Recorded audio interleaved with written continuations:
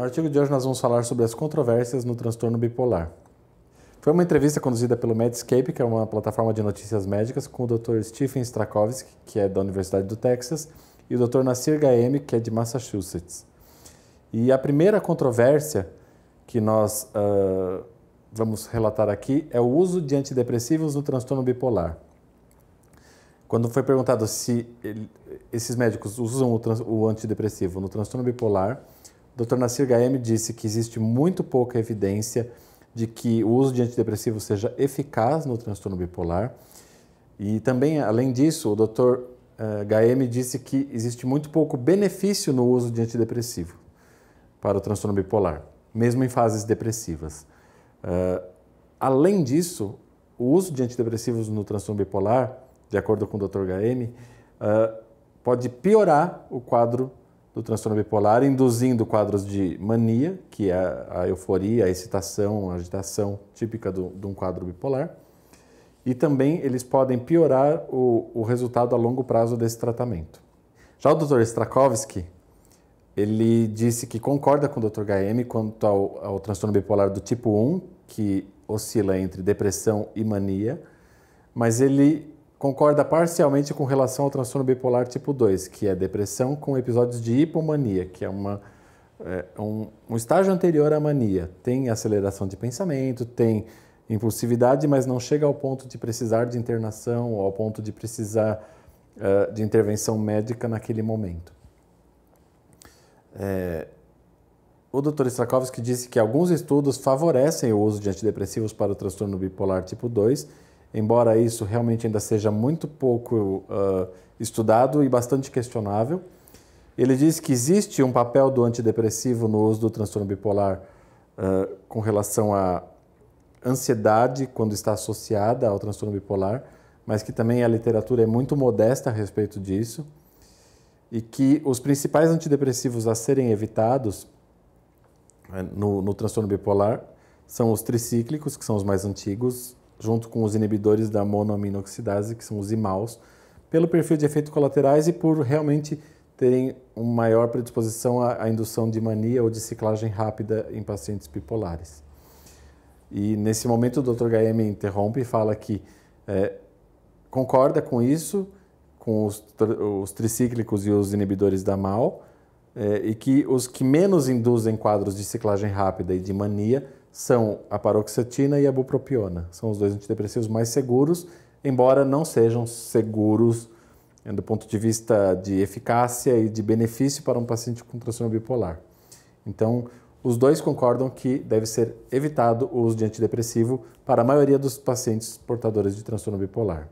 A segunda controvérsia relacionada ao transtorno bipolar é sobre o uso de antidepressivos nos cicladores rápidos, se o uso de antidepressivos pode fazer com que haja ciclagem rápida para pacientes bipolares. O Dr. Gaemi, ele reforça o que ele disse na controvérsia anterior, que os antidepressivos não são eficazes e não são benéficos e podem piorar o quadro. Eles, na verdade, para pessoas com um antecedente aí de ciclagem rápida, usar antidepressivo por um ano faz com que a pessoa tenha mais episódios depressivos do que quem não usa antidepressivo por um ano. Ou seja, o antidepressivo faz com que a pessoa deprima mais para pacientes bipolares do tipo ciclador rápido. E mais, ele diz que os pacientes com transtorno bipolar que usam antidepressivos, os antidepressivos são desestabilizadores de humor.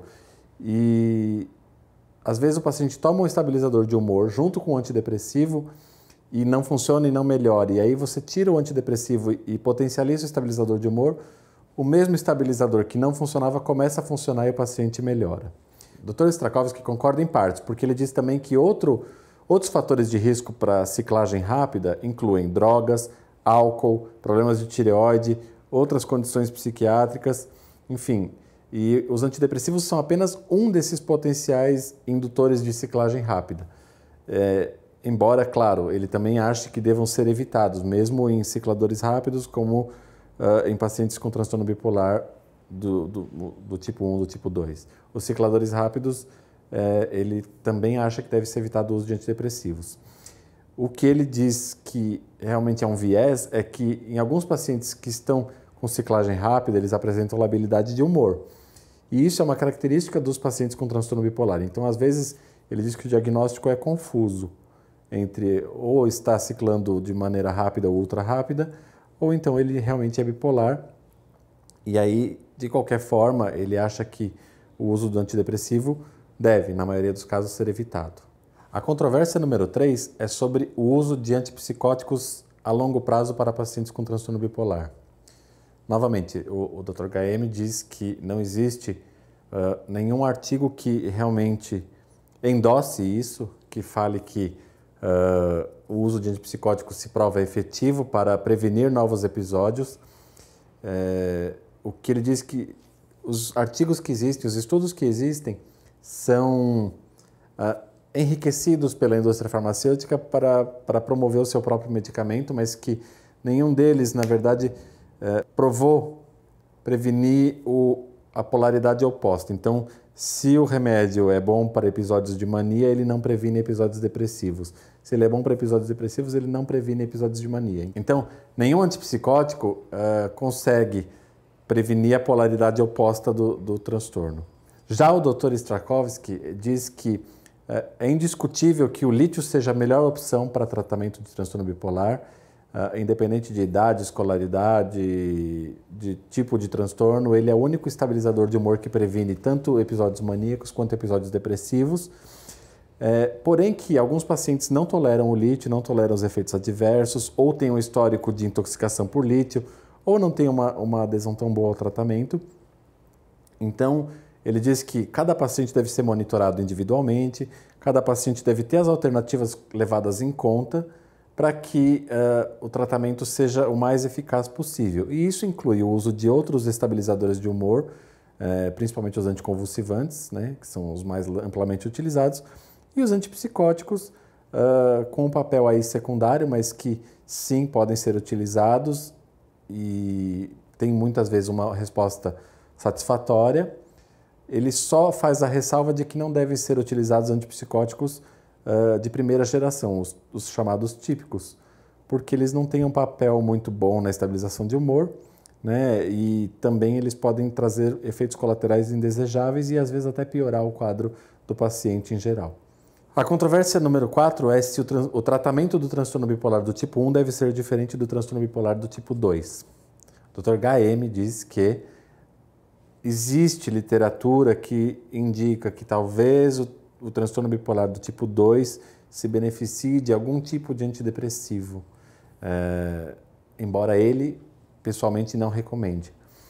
Mas o que ele diz é que esse uso de antidepressivo deve ser muito pontual e só para tirar o paciente da crise, isso no transtorno bipolar do tipo 2. No tipo 1 ele não vê espaço para que isso seja aplicado com o uso de antidepressivo. O resto do tratamento deve ser igual, estabilizador de humor e, se necessário, antipsicótico. Já o Dr. Strakovski diz que o diagnóstico do transtorno bipolar do tipo 2 é um dos diagnósticos menos confiáveis na psiquiatria na visão dele, porque os episódios de hipomania, como eles não necessariamente requerem intervenção médica e muitas vezes passam por a pessoa ser um pouco mais expandida, um pouco mais sociável, isso acaba prejudicando e se baseia basicamente em relatos do paciente de episódios hipomaníacos. Então, ele diz que alguns estudos que realmente focam na avaliação médica dos episódios hipomaníacos, alguns conseguem até usar o antidepressivo, principalmente os inibidores seletivos de recaptação de serotonina, como a sertralina, a fluoxetina, a paroxetina, como monoterapia para esses pacientes. Porque o funcionamento do bipolar tipo 2, nesses casos, avaliados por esses estudos, é muito parecido com episódios depressivos recorrentes. Mas ele também diz que qual é a principal diferença aí de tratamento para o bipolar tipo 1 do bipolar tipo 2? É a certeza do diagnóstico. Então, antes de você tentar um antidepressivo, antes de você tomar alguma medida diferente, tenha certeza de que aquele é o diagnóstico do seu paciente, tente otimizar os estabilizadores de humor e depois, numa terceira etapa, você consegue introduzir um antidepressivo se for necessário. A quinta controvérsia é como diferenciar o transtorno bipolar do transtorno de personalidade borderline. O Dr. HM novamente faz uma ironia e diz que com certeza não dá para fazer a diferença diagnóstica usando o DSM-5, que é o manual de diagnóstico aprovado pela Associação Americana de Psiquiatria. E ele diz que o DSM-5 ele foca nos critérios de sintomas, mas ele não foca no curso da doença e na genética do paciente. E que isso é fundamental na distinção do transtorno de personalidade borderline para o transtorno bipolar. O transtorno de personalidade borderline não tem uma genética forte, não tem uma interferência de pai e mãe, geneticamente falando, para que isso se desenvolva, o que é o oposto do transtorno bipolar, que tem uma genética muito forte, de pai e parentes próximos com transtorno bipolar, e que o transtorno de personalidade geralmente tem um relato de abuso ou trauma de infância ou abuso sexual, normalmente repetido e por um período de tempo maior, e também cursa com episódios de automutilação e tentativas de suicídio meio frequentes. Então, isso difere do transtorno bipolar, porque o transtorno bipolar ele é episódico, ele funciona em episódios ou de mania ou de depressão, mas no intervalo, metade dos pacientes tem uma vida praticamente normal. Então, isso diferencia. Já o Dr. Strakowski disse que realmente ele concorda com o Dr. HM e ainda acrescenta que o diagnóstico de transtorno de personalidade ele começa no final da adolescência, no final quase no começo da vida adulta e que fica persistente até o fim da vida. Às vezes um pouco menos intenso, mais intenso, mas é persistente. E o transtorno bipolar não, ele é episódico, ele funciona em episódios com intervalos entre os episódios de uma vida praticamente normal ou com remissão dos sintomas temporariamente. Controvérsia 6. Foi perguntado para ele se o transtorno bipolar é superdiagnosticado, subdiagnosticado, os dois ou nenhum. O Dr. HM respondeu que os dois, porém, a maioria dos estudos feitos nessa direção apontam que o transtorno bipolar é subdiagnosticado. Mesmo em alguns estudos onde a afirmação inicial era de que o transtorno bipolar era superdiagnosticado, foi encontrado que era subdiagnosticado. Ele ressalta, no entanto, que não dá para confundir superdiagnóstico ou subdiagnóstico com confiabilidade do diagnóstico. O diagnóstico em psiquiatria ele se baseia em critérios de sintomas. Não existe um critério com exames de imagem, com exames laboratoriais. O critério é predominantemente clínico e, por isso, nem sempre ele é confiável. Então, às vezes, não é que você diagnostica de mais ou de menos o transtorno bipolar, e sim que os critérios que você usa para diagnosticar não são 100% confiáveis. Já o Dr. Strakowski disse que realmente os critérios diagnósticos são difíceis e que alguns relatos de artigos que ele leu dizem que o diagnóstico correto pode levar até 7 anos para acontecer, num caso de transtorno bipolar. Ele só ressalta que um exemplo são os afro-americanos com transtorno bipolar, muitas vezes são diagnosticados erroneamente como esquizofrênicos e que isso não acontece com a população branca ou de etnia diferente, só com os afro-americanos. Talvez porque a expressão dos sintomas de humor seja menos frequente, talvez por uma história de racismo ao longo dos anos nos Estados Unidos e que isso ainda se mantém de forma velada, mas que isso tem que ser levado em conta porque acontece com muita frequência, de acordo com ele. A controvérsia 7 é: como vocês interpretariam o uso do modificador de episódios mistos adotado pelo DSM-5? Dr. HM critica o DSM-5, dizendo que esse modificador de episódio misto, ele traz um passo importante, sim, para novos critérios diagnósticos, novas formas de interpretar as doenças, que realmente os episódios mistos, ou seja, em que ocorre simultaneamente um episódio de euforia com um episódio de depressão, não seja exclusivo do transtorno bipolar. Isso pode acontecer com um transtorno depressivo, com um transtorno ansioso. Mas a crítica dele em relação ao DSM-5 é que ele não permite a sobreposição de sintomas. Então, não pode ter um episódio misto se o humor estiver irritado, não pode ter um episódio misto se o humor estiver disfórico. Enfim, ele prevê uma série de condições em que isso não se sobrepõe. Já o Dr. Strakovski diz que critérios diagnósticos, de modo geral, eles têm 3 finalidades. A primeira é guiar o tratamento, a segunda é guiar o prognóstico do paciente e a terceira é guiar as pesquisas feitas. Se você modifica os critérios diagnósticos com tanta frequência, e aí ele cita que o DSM realmente se modifica com uma frequência razoavelmente alta comparado com outras especialidades, e que isso é imposto para a classe médica de cima para baixo, isso prejudica tanto o diagnóstico quanto o prognóstico e as pesquisas também. Então ele vê que essas mudanças não seriam tão necessárias e tão frequentes. Por fim, a controvérsia número 8 levanta o questionamento de transtorno bipolar ou transtorno de déficit de atenção e hiperatividade, né? E o Dr. Graham enfoca as diferenças, como ele fez com o transtorno de personalidade, no curso da doença, né, e na genética, ou seja, não focar nas semelhanças e sim nas diferenças. Então, todo o transtorno bipolar, dependendo do episódio, tem um certo grau de desatenção pela impulsividade, pela atenção que está prejudicada por ser uma própria característica do transtorno bipolar.